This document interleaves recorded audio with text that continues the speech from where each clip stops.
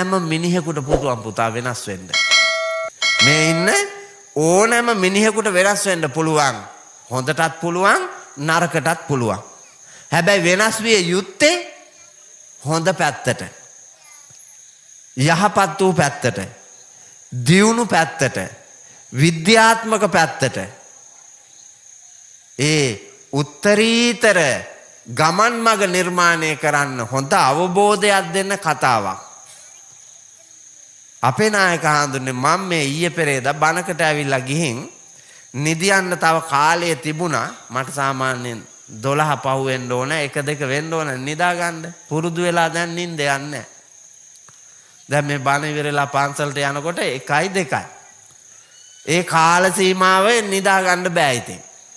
මම බණ ඉවරලා ගිහිල්ලා චිත්‍රපටියක් බැලුවා. ආය හාඳුරුවන්ට හොඳයි චිත්‍රපටි බලන්න කියලා ආයි මතයක් එනවා දැන් ඔය හිතට එනවා. වැඩිපුර ඔය නාකි අයට එන්නේ. ආඳුරුව බලනවා චිත්‍රපටි හොඳ නෑනේ. නේ? අපිටත් මේ සිල් ගන්නකොට කියනවා නාච්ච ගීත වාදිත විසූක දස්සන මාලා ගන්ධ විලේපන ධාරණ මණ්ඩන විභූෂණට්ඨාන වේරමණී සික්ඛාපදං සමාදියාමි කියලා. එහෙව් එකේ කෝටිය සම්වර සීලයේ තියෙන උපසපන් භික්ෂූන් වහන්සේලාට හොඳය චිත්‍රපටි බලන්න. දැන් මං එනකනුත් බලාවේ චිත්‍රපටියක් තමයි. පාර දෙපැත්තේ චිත්‍රපටි මොනවද තියෙන්නේ? ගහ ගන්නවා, ඇන ගන්නවා, කොටා ගන්නවා, මරා ගන්නවා. පෙම්වතුන් ඉන්නවා, පෙම්වතියන් ඉන්නවා. ඔවුන් දෑත දෑංගිලි පටලවාගෙන තැන තැන ඇවිදිනවා. මං ගෝල් පේස් එක ගාව චුට්ටක් වෙලා හිටියා ගිහින් මා ගියපු රාජකාරිය කරගන්න ඒ කාර්යාලය අරිනකම් මං ගෝල් පේස් එක දිහා ඒකේ තියෙන විසිතුරු චිත්‍රපටියක් තමයි තිබ්බේ. අය වෙන මොකවත් නෙමෙයි. පුතේ මේ ලෝකය විවිධ රූපරාමු අපේ ඇහැ වැටෙන්න පුළුවන් ලෝකය ඇතුලේ. හැබැයි ගන්න දේ වටින්නේ. ඒ පේන ලෝකෙන් ගන්න දේනේ වටින්නේ. ජීවිතේ දකින්න ඕන එහෙම. අපි හිතනවා ආපෝ හොඳ නැහැ. එහෙම නැති බලන්න එකක් නැහැනේ. එහෙමනම් බලන්න එකක් අපිට නැති වෙනවා. එහෙනම් ජීවිතයේ දැක දැන අඳුනාගෙන යහපත් ගමනක් යන්නට ඕනෑම සිද්ධාන්තයකින් අපිට බේර ගන්න જાතිය තියෙනවා. මේ මහා පස් කඳු අතරේනේ පුතේ මැණික් තියෙන්නේ නේ. කුඩුගල් තියෙනවා, ජරාව තියෙනවා, කුණු මඩ තියෙනවා, පස් තියෙනවා, බොරළු තියෙනවා, කොළ රොඩු තියෙනවා. නාන අප්‍රකාර එව්වා මැද්දේ මැණික් තියෙනවනේ. ඒක තෝරලා බේරලා ගත්තාම පුදුම සැපනේ, පුදුම සතුටනේ, පුදුම ලාභනේ. එහෙනම් ධර්මයේ ඕන තැනක තියෙනවා. තෝරගන්නයි ඕන. මම බලපු චිත්‍රපටිය අපේ හඳුන්නේ කුණ්ඩල කේසී කතා වස්තුවටත් වඩා මේ ගාථාවේ අර්ථය සමාජගත කරන චිත්‍රපටියක්. ඒක ලංකාවේ එකක් නෙමෙයි. ජපාන එකක්. ජපන් චිත්‍රපටියක්. යෝ සහස්සන් සහස්සේන සංගාමේ මානුසේ ජිනේ ඒකංචජෙය්‍ය අත්තානං සවේ සංගාම ජුත්තමෝ කියන දසලක්ෂ ගණන් සතුරු සේනාව මරා දමා මා ජයගත්තා දිනුවා කියලා උද්දාමයට ප්‍රීතියට පත්වෙන මෝඩ චරිතයකට වඩා ශ්‍රේෂ්ඨ වන්නේ තමා තුල පවතින තමාව විනාශ කරන කෙලෙස් මාර සේනාව පරාජය කොට ජය ලැබීමයි කියලා බුදුහාඳුරුව පෙන්වා වදාළ ඒ අරුත පසක් කරනවා මේ චිත්‍රපටිය. චිත්‍රපටිය තමයි යුද බලෑනියක්. යුද හමුදාවේ බලෑනියක් අනදෙන නිලධාරියත් සෙසු නිලයෝත් සමග සෙබල සමූහයා දහස් ගානක් යනවා. දසලක්ෂ ගණන් වූ සතුරු සේනාව ඉන්න කඳවුරක් විනාශ කරන්න. සූක්ෂම යුද ශිල්ප හොඳට පුහුණු වෙලා යන්නේ.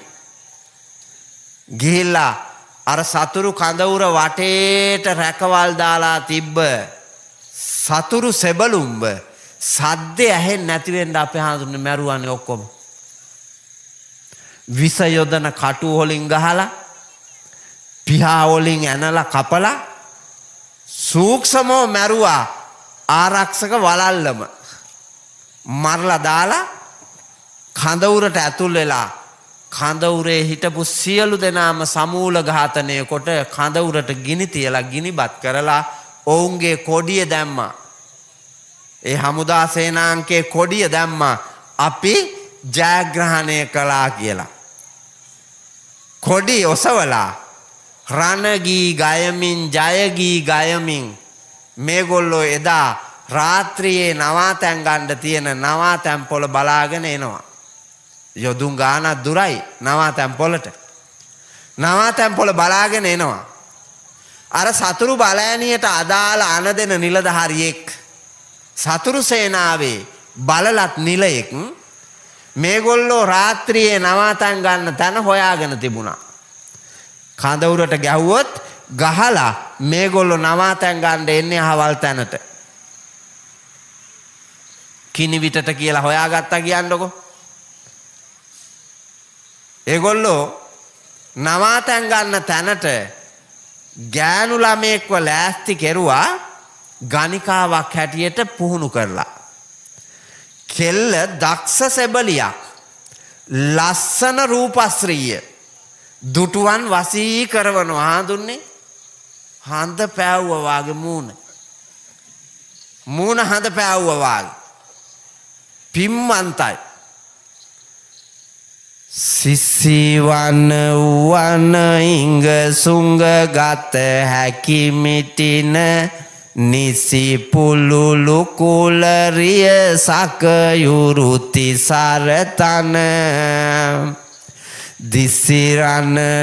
දිසිරනලියවුරු සිරියුත් මෙ පුරංගන ඇසිපිය හෙලන තරමින් නොවෙති දෙවංගන.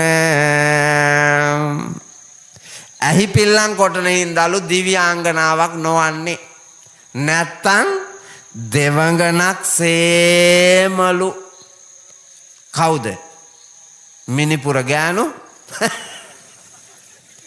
කඹුරාපා වේලිච්චි ගොර කණ්ඩුවාගේ බොලම් මෙව්වා. අර කවියේ කියන ගෑනිත් එක්ක බැලුවා. මෙව්වා දිහා ගොර කණ්ඩුවාගෙන පේන්නේ නේද හඳුන්නේ? අරකේ කියනවා සිස්සි වන උවන ඉංග සුංග ගත හැකි මිටින. අපේ හඳුන්නේ මෙහෙම කවි ලියන්න අය මේ තුන් සිංහලේ කවදාවත් මොකෙක්වත් පහළ වෙන්නේ නැහැ. මේ තියෙන ගොන් අධ්‍යාපනයට පහළ වෙනවද එහෙම? බාණ්ඩක එක පදේට කොච්චරනම් උපමා උපමේය රූපක සුන්දර දසුම් මවනවද කියලා. සිසි වන උවන මූණ හඳ වගේම වූ ඉංග සුංග ගත හැකි මිටින. ඉංග හරියට උඩැක්කියක වගේ සිහින් වූ තැනින් මෙහෙම මිටෙන් අල්ලන්න පුළුවන් මට්ටමට හැඩලු. ගෑනුන්ගේ එහෙමනේ තියෙන්න ඕන කියන්නේ හැඩ. ඊළඟට කියනවා සිසිවන උවන ඉංග සුංග ගත හැකි මිටින නිසි පුලු ලුකුල මනාව හැදුණු පුළුල් වූ උකුලක් ඇති ශ්‍රියසක කරත්ත රෝදේ වාගේලු පුතා හැඩ. පස්සෙන් බලනකොට කරත්ත රෝදේ වාගේලු මේකිගේ හැඩ. නිතම්බ සලා යන ගමනේ මිනිස්සු සිත් පැහැර ගන්නා හැඩ වැටිලලු. තිසර තන හංසයෝ දෙන්නෙක් වාගේලු ලාලිතව වැඩුණු දෙතන. මට මේ බන පොලේ මෙව්වා රස කරලා කියන්න බෑ. මේවා බන පොලේ කියන්න බෑ. නැත්තම් පුතේ ඒ කවිය එල්ලි වෙනකන් කියන්න කවියනේ.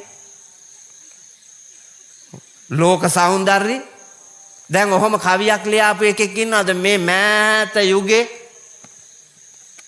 නෑ. හාමුදුරනේ නෑ මේ ඉගෙන ගන්නවා කියලා කිව්වට මේ මහා මෝඩ අධ්‍යාපනයක් තියෙන්නේ. පිරිවෙන් වලත් එහෙමයි ඉස්කෝලෙත් එහෙමයි.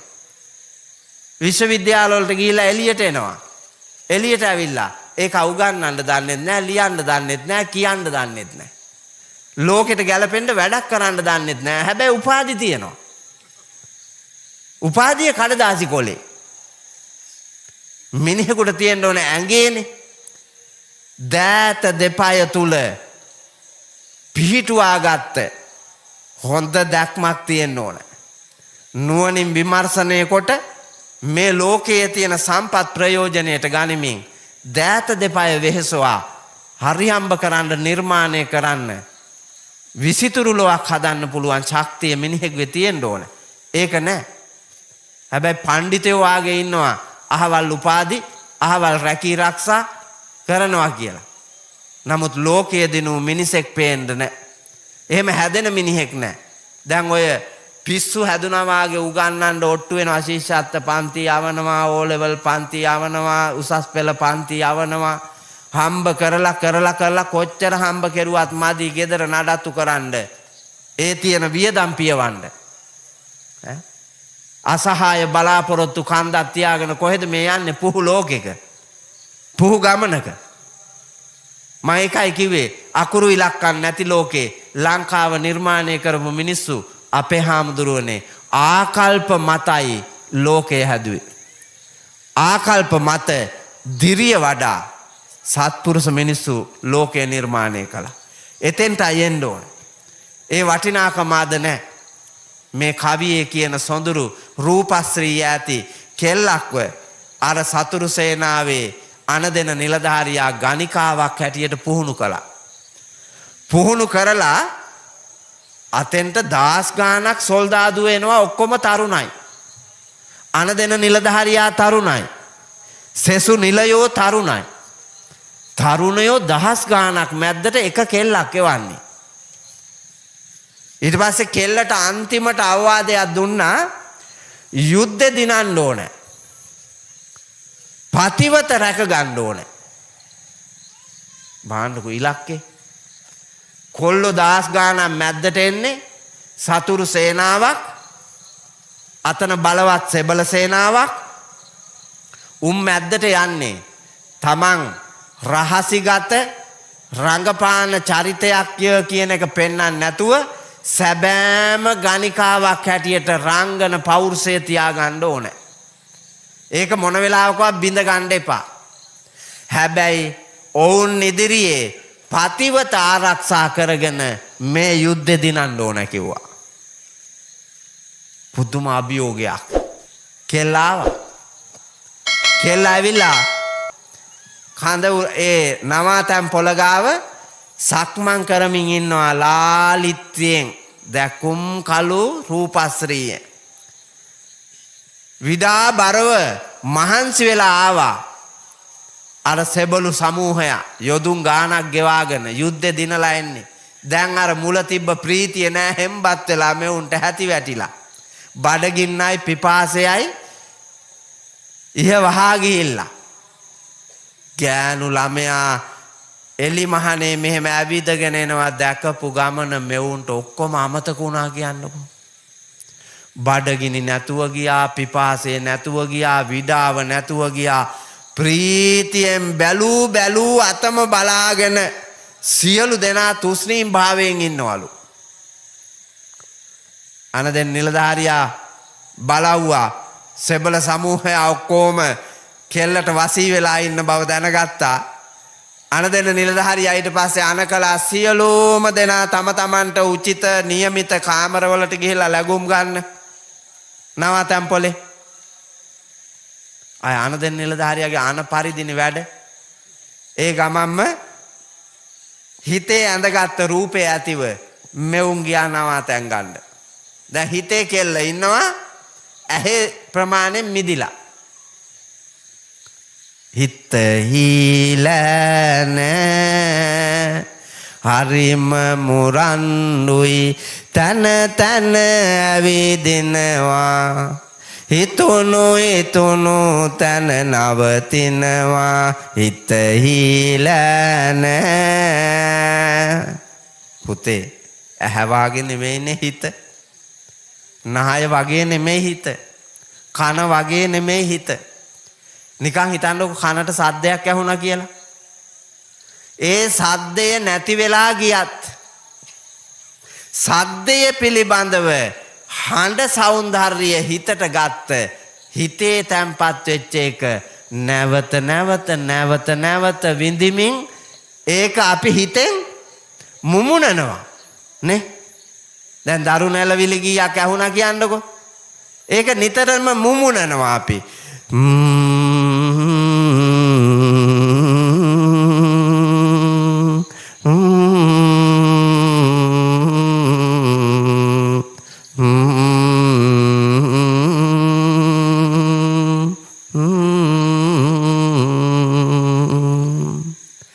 සොඳුරු ඒවා අපි නිතර හිතනවා දකිනවා බලනවා ඇහැට වැටිච්ච රූපත් එහෙමයි කනට ඇහිච්ච සද්දත් එහෙමයි නායට අහපු සුවඳත් එහෙමයි ඒවා අත්හරින්න නැතුව අල්ල ගන්නවා පෙරේතකමට හීලෑ නැති හිත දඩබ්බරයි හරීම කුලප්පුයි අපිව බලන්නකො උදේ ඉඳලා රෑ වෙනකන් හොඳට වැඩපොලක වැඩ කර හිටපු මිනිහව එක පාරටම හැන්දෑවට අර පඩිය අතට ගත්ත ගමම්ම ඕන් අතේ 3000ක් තියෙනවා දැන් බීපිය යම දැන් බීපිය ඉන්න දෙන්නේ නැහනේ ඉන්න දෙනවද නෑ ගංජා බොන එකාව ඇද්දගෙන යනවා ගංජා සුරුට්ටුව ගාවට යම ගංජා කුඩු බොන එකාව එතෙන්ට ගෙනියනවා හොරකමේ යන එකාව ඒකට අරන් යනවා වල්කොමේ යන එකාව සම්බාධක මැද්දෙන් කට්ට කරුවල ඈ බොලම් මේ කඳුවල ගල් පර ඇලවල් හෙල් මෙව්ව මැද්දේ කුපාඩි කොමේ යන එකා යනවනේ ඉතින් බාන්නකො හිත මොන තරම් පෙරේත ගමනක අදිනවද කියලා අරකව හැබැයි අම්මා ලෙඩ වෙලා ඉස්පිරිතාලේ යන්න තියෙන්නේ බස් එකේ මේ මහ දවාලේ යයිද යන්නේ ඒකට යන්නේ අර වගේ වල් ගමනකට හිත කොච්චර බරද ඒකනේ හීලෑ නැහැ කිව්වේ කොල්ලොන්ගේ හීලෑ නැති හිත ඇතුව අනදෙන නිලධාරියාගේ අනපරිදි නවාතැන් ගන්න ගියා අනදෙන නිලධාරිතුමා අර කෙල්ල දිහා බලාගෙන ඉන්නවා ඌ තරුණයිනේ ඒකලා අනකලා ආන් අර ගෑනු ළමයා මගේ නවාතැන් ගන්න කාමරේට එක්කන් යන්න කියලා ඌට හාන දෙන්න එකෙක් නැහැ ඒ ගමන කෙල්ල වරන් උගේ කාමරේට ගියා ඌ කෙල්ලව පුහුණු කරලා ඉන්නේ රාගික මිනිහෙක් කරලා උන් හිටිතන් අමතක කරලා ඌට පිස්සු වට්ටලා පතිවත ආරක්ෂා කරගෙන යුද්ධ දිනන්න තියෙන කෙල්ල කාමරේට ගියා ගිහිල්ලා මිනිහට පිස්සු ඇටෙන දක්ෂ ක්‍රම ශිල්ප පාවිච්චි කෙරුවා පුතා රාගික ක්‍රම දැන් අනදෙන නිලධාරි කෙල්ල අරු අන පරිදි වැඩ අරු තමයි දැන් අන පරිදි වැඩ කරන්නේ කෙල්ල කියනවා හිට ගන්න කියලා එතකොට මේක හිට ගන්නවා හිට ගත්තාම අර කී අරවා මෙව්වා කරලා ඉවර වෙලා දැන් නැමෙන්නකෝ දැන් අර කාද්දයකට නැමෙනවා අප්පා අවසානයේ හාමුදුරනේ මේකට කිව්වා දැන් නිදා ගන්න ඇඳේ නිදා ගන්න කිව්වා ප්‍රීතියෙන් මේක නිදාගත්තා දැන් හරියටම හරි කියලා නිදාගත්තා කෙල්ල මේ කලවට තියලා අපේ හාමුදුරනේ කොපුවක බෑන්ඩේජ් කරලා තිබ්බා උල් පිහියක් තියුණු පිහියක් කෙහෙල් බොඩයක් කපනවා වාගේ මෙහෙම එක පාරින්ම කැපුවා බෙල්ල මෙතනින් ඉවරයි යෝ සහස්සන් සහස්සේන සංගාමේ මානුසේ ජිනේ ඒකං චජෙය්‍ය අත්තානං සවේ සංගාම ජුත්තමු. දසලක්ෂ ගණන් සතුරු සේනාව මරා දමා ආපු අනදෙන නිලධාරියා කෙල්ලෙකුට තිබ්බ පෙරේත හිතෙන් ලිංගික ආසාවෙන් ඒ රාගික මාර කෙලෙස් මාරයාගේ දැහැනින් මිදෙන්න බැරි වෙච්චි මේක ඒ මාර දැහැනට බැම්මට අහු වෙලා තමන්ගේ ජීවිතේ සිඳගත්තානේ. දාස් ගානක් සතුරු සේනාව මැද්දේ යුද්ධ කරලා දිනලා ආපු අනදෙන නිලධාරියා තමන්ගේ ඇතුලේ තිබ්බ පෙරේත හිත ඉදිරියේ බෙල්ල කපා ගත්තා. මේ ගම්වල කී දෙනෙක් ඉන්නවද එහෙම? අපේ සමාජෙ කොච්චර ඉන්නවද එහෙම? හාමුදුරුවනේ භික්ෂූත්වය නැති කරගත්ත අය, මව්කම, පියකම, මනුස්සකම, ජනපති භාවය මේවා නැති කරගත්ත අය කොච්චර ඉන්නවද? පෙරේතකම හින්දා. ඕන තරම් අපිට දකින්න දර්ශන තියෙනවා. සිහිය පිහිටුවාගෙන බැලුවෝතින් පේන්න ගන්නවා. ඔබට ඔබේ ලෝකය. මං ඒකයි කිව්වේ කුණ්ඩලකේසී කතාවටත් වඩා මේ ගාථාවේ අර්ථය මතු කරන චිත්‍රපටයක් හඳුන්න. මට මේක බලන ගමන් 100,000 වාරයක් මැවි පෙවුණා. ඊට පස්සේ කෙල්ල මරාපු අනදෙන නිලධාරියාව වැහුවා වහලා එළියට ආවා පීයක් ගහගෙන. දැන් කෙල්ල එනකන් අරුන් බලාගෙන ඉන්නවා. කවුද? නිලලත් එව්. නිලලත් සමාජිකයෝ බලාගෙන ඉන්නවා අර යුද හමුදාවේ අනදෙන නිලධාරියාගේ කාමරෙන් එළියට ආපු ගමන් මං අඬ ගහ ගන්නවා කියලා. පෙරේත කොමට දැන් බලාගෙන ඉන්නවා. කෙල්ල ආවා ඇවිල්ලා ඉවරලා කිසි විඩාබර බවක් පෙන්නවුවේ නෑ. අර ලාලිත්‍යයෙන්ම කෙල්ල යනවා. එතකොට අරුන් ඉඟි බිඟි පාලා සංඥා කරලා අඬ ගැහුවා. කෙල්ල එක එකාගේ කාමරවලට රෑ 12 විතර වෙනකොට එක එකාගේ කාමරෙන් කාමරයට ගිහිල්ලා රහසිගතව ඔක්කොගම බෙල්ල කපලා වහලා දැම්මා. සියලු දෙනාගේම බෙල්ල කපලා වහලා ඉඟියක් දුන්නා. ඇගේ අනදෙන නිලධාරියාට දැන් සියල්ල හරි කියලා. කඳවුර ඒ වෙනකොට අර නවාතැන්පල වටලලා තිබ්බේ. සතුරු සේනාව ඇවිල්ලා ඉංගිය දෙනකොටම ආවා. සියලු දෙනාම විනාශ කරලා දාලා කඳවුර මැද්දේ ගොඩ ගහලා ගිනි තියලා ආපහු අරායගේ දජේ ඔසවලා යන්න ගියා. බලන්න මේ ලෝක සදාතනික සත්‍යයක්. ලෞතර බුදුරජාණන් වහන්සේ දේශනා කළ වදාළ සදාතනික සත්‍යයක් පුතේ ලෝකය. මේ කෙලෙස් ධර්ම ඉදිරියේ පැරදෙන මිනිහා කාව දිනුවත් වැඩක් නැහැ මරලා දාලා. නිකන් හිතන්නකෝ මහාධිකරණයේදී සංජීවට වෙඩි තිබ්බා අර පාතාලේ කොළුවා. සංජීව වෙඩි තියලා මා දිනුවා කියලා හිතුවා. හැබැයි අත්අඩංගුවටපත් වෙලා සංජීව මැරිලා වල දැම්මා. දැන් සංජීවව මරාපු කොල්ලා 100,000 වාරයක් මැරි ඉපදී මරණය එනතුරා මානසිකවත් කායිකවත් දුක් විඳිනවා. ඒක තමයි ඇත්ත. කෙලෙස් වසඟයට අහු වුණොත් මේ මිනිහාට ජීවිතේ පළක් නැහැ. විඳින්න බෑ, විඳවන්නයි වෙන්නේ. සමහරු විනාශම වෙලා යනවා, සමහරු පවතිනවා. හැබැයි ටිකෙන් ටික පිරිහෙමින් විනාශ වෙමින් පිස්සෙක් වාගේ මරණයට යනවා. එහෙනම් ඔබ හැම දිනම තම තමන්ගේ ජීවිත දිහා බලන්න. යම් හෝ වරදක් මේ ඉන්න හැම කෙනෙක්ගෙම තියෙනවා. යම් හෝ වරදක් තියෙනවා. ඒ වරද නිවැරදි කොට ප්‍රකෘතිමත්ව කෙලස් බරිත හිත නිකලස් කොට වහල් නොවි ඒ හිතට අපට ඕනෑ විදියට හිත තියාගෙන නුවණින් වැඩ කරන්න මහන්සි ගන්න. හිතට ඕනෑ විදියට වැඩ ගන්න දුන්නොත් අපේ මේ ශරීරයෙන් හිත ඕන නැති වැඩ ගන්නවා. ප්‍රඥාවෙන් අපි විසින් හිත අල්ලගෙන අපට ඕන විදිහට හිත තියාගත්තොත් ලෝකේ කඩාගෙන බිඳගෙන යන්න යන හිතට යන්න දෙන්නේ නැහැ.